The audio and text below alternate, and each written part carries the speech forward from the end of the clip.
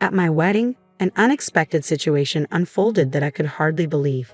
My in-laws, having indulged a bit too much, became the center of hushed whispers among the guests. In a surprising outburst, they confronted me, loudly proclaiming that now that I was married, I needed to prove my worth to their family, specifically by contributing an additional $5,000 a month.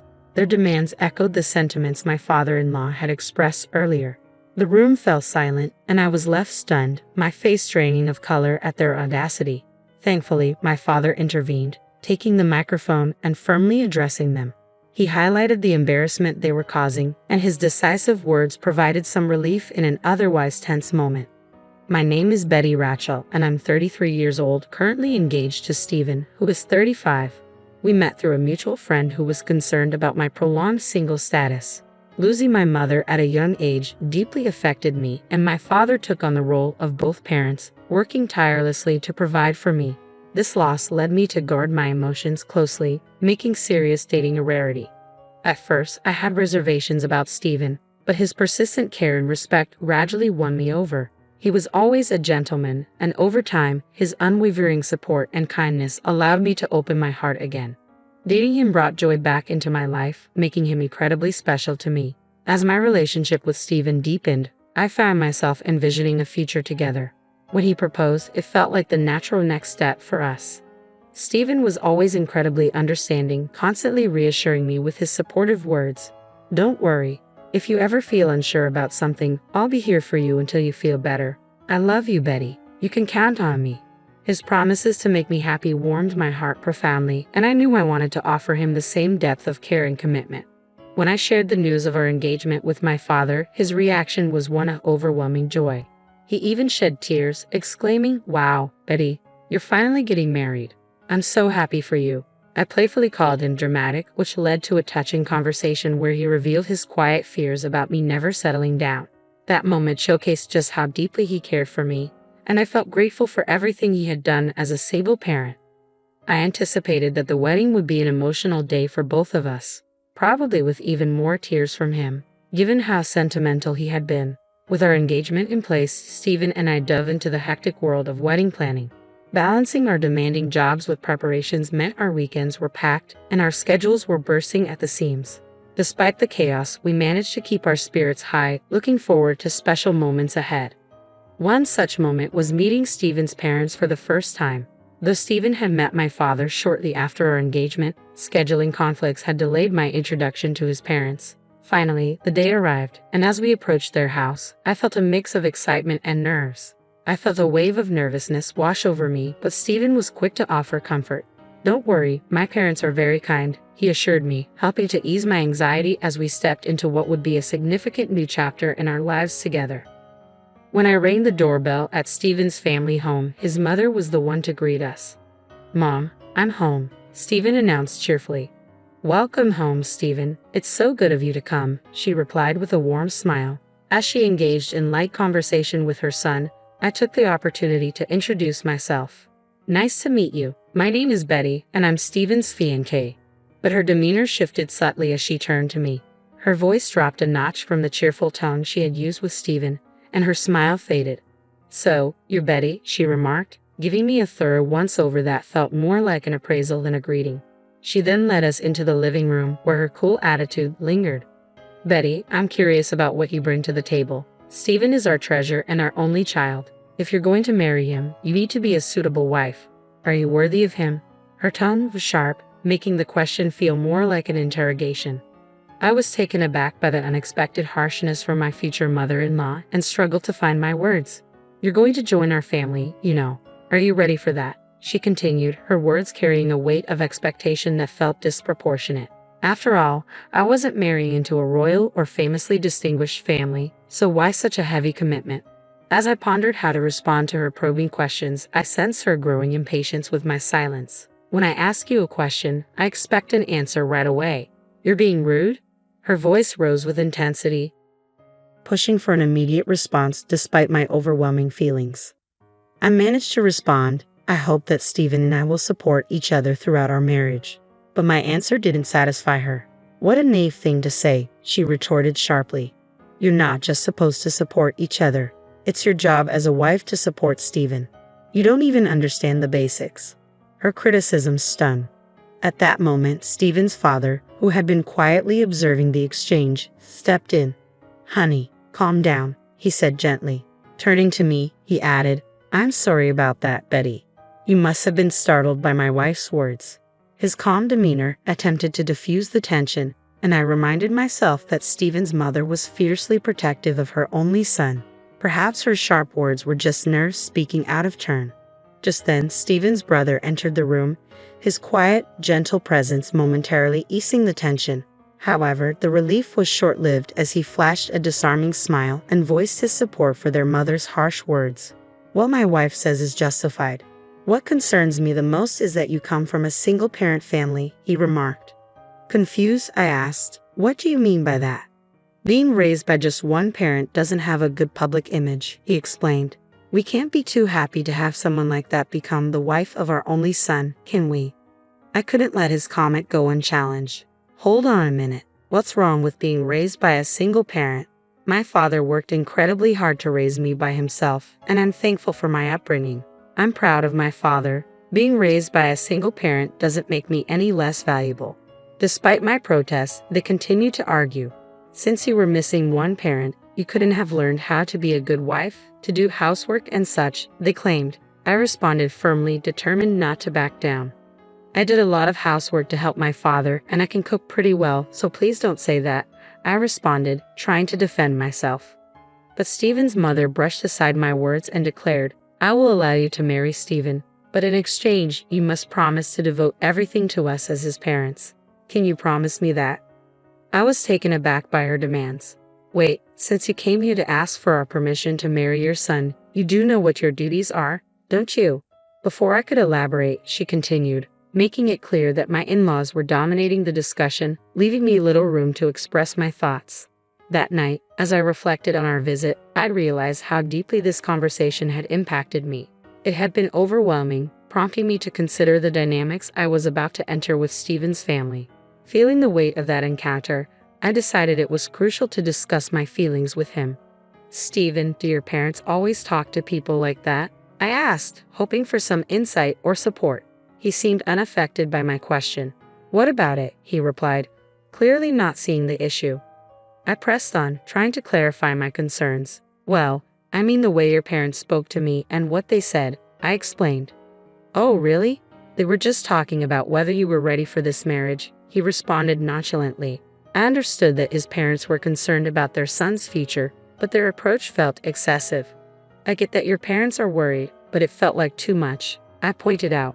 "Really? Why is that?" "My parents didn't say anything wrong. Besides, they permitted us to get married, so don't worry about it," he reassured me.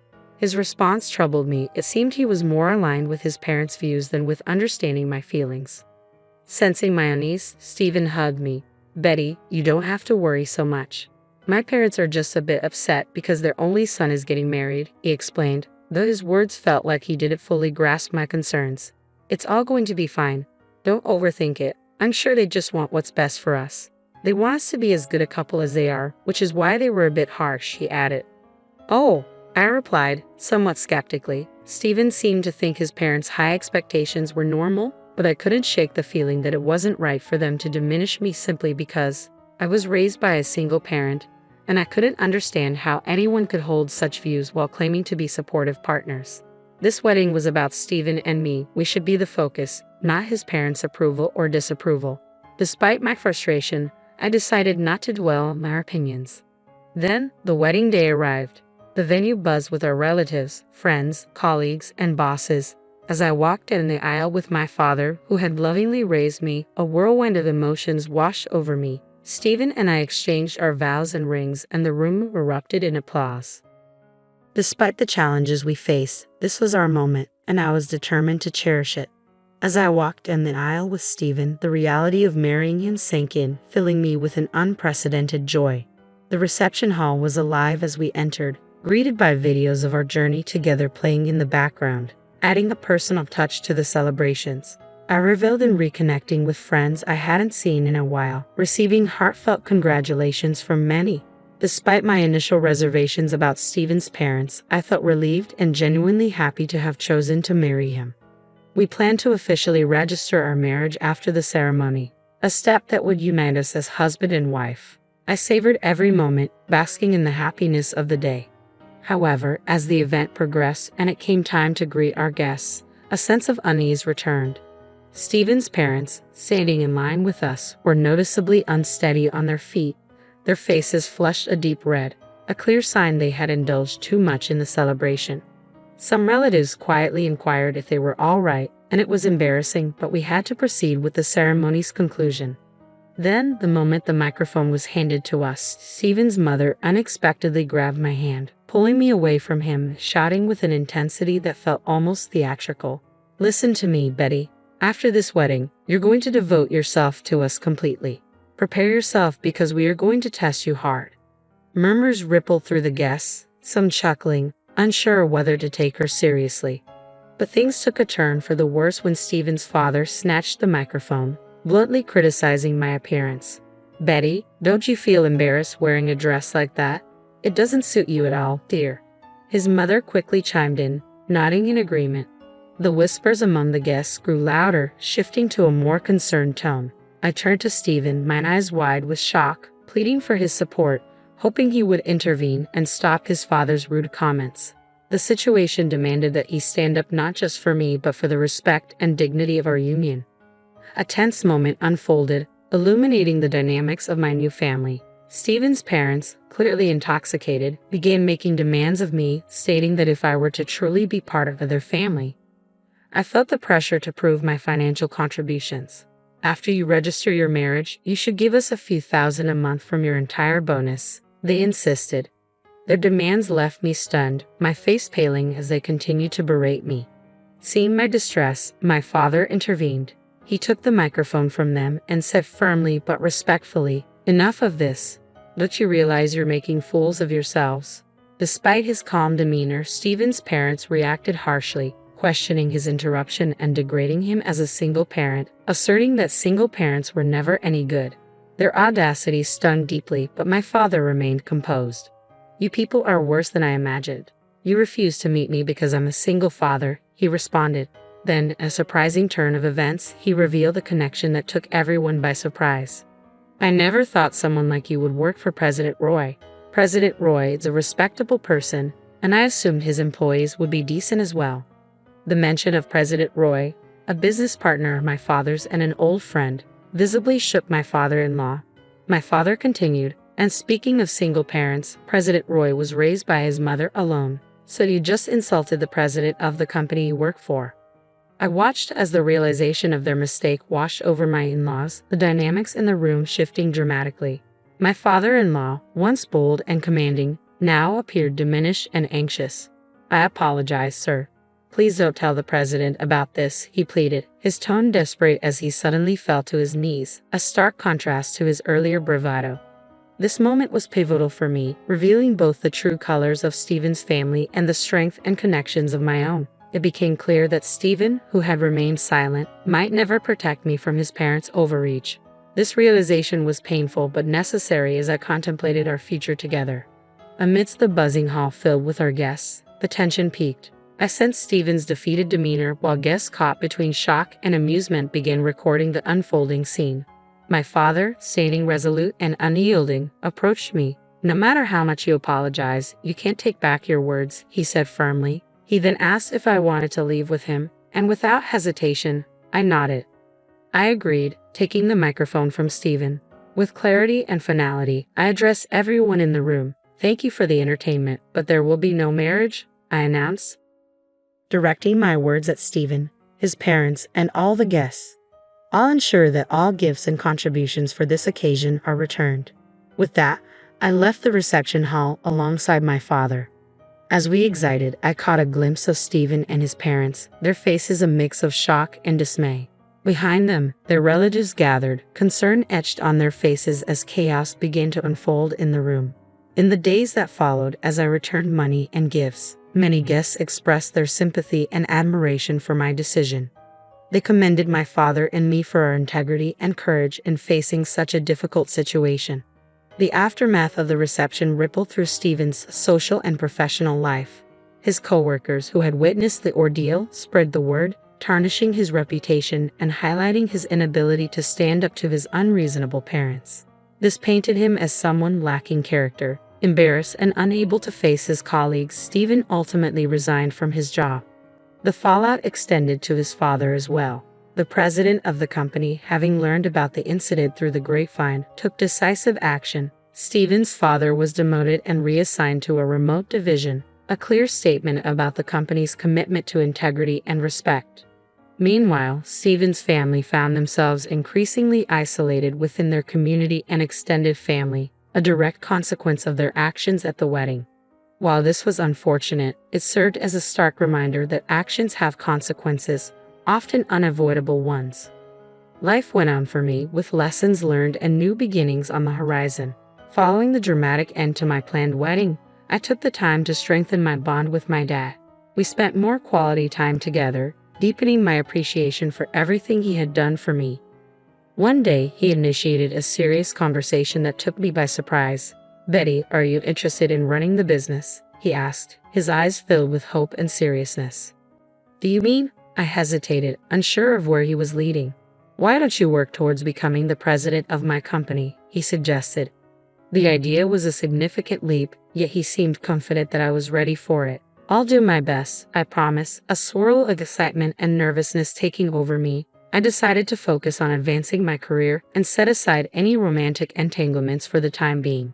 I was determined to prove to myself and my dad that I could excel and perhaps one day become a great leader like him. Currently, I am deeply engaged in learning every aspect of my dad's company. The work is challenging but immensely rewarding, and I am committed to seizing this opportunity. Reflecting on the wedding debacle, it's evident that Stephen's in-laws were unreasonable, turning what should have been a joyous celebration into a complete spectacle. Thankfully, since the marriage was never officially registered, I avoided a legally binding mistake. Now free from any marital commitments and the potential complications of in-law relationships, I can focus solely on my career ambitions. It's liberating to realize that from such chaos has emerged a clear direction for my future. I look forward to the possibilities that leading the company might bring. I wish myself all the best and hope that anyone who hears this story finds something valuable in it. Thank you for staying until the end, and if you enjoyed this journey, please consider subscribing. I look forward to sharing more updates and insights in my next video.